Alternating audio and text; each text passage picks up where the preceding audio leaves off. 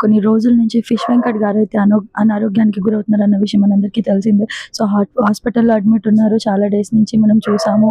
And చాలామంది help కూడా చేయడం జరిగింది. సో, నిన్న నైట్ 9 గంటలకు చందానగర్ పీఆర్‌కే హాస్పిటల్‌లో అయితే తను మృతి చెందారనమాట.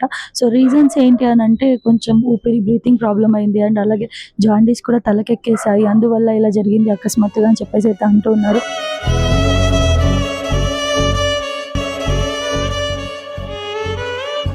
ప్రస్తుతం ఇక్కడైతే ఉన్నాము. అసలు ప్రాపర్‌గా ఏం జరిగింది ఏంటని అయితే తెలుసుకోవాల్సిన విషయం ఇంకా. సో, ఇంకా ఇప్పుడు ప్రెజెంట్ అయితే మనం బ్యాక్‌గ్రౌండ్‌లో చూస్తే అందరూ ఒక్కొక్కరుగా వచ్చి అలా ఫ్యామిలీకి కొంచెం ధైర్యం ఇచ్చేసే వెళ్తూ ఉన్నారు.